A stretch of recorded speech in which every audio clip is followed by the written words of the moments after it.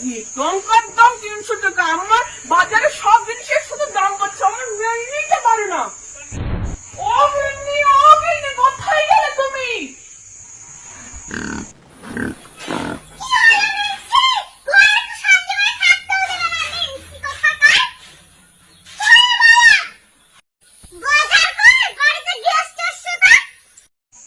Guest মানে আজকে আমার বাবা মা আসবে, তারা গেস্ট হলে কি করে?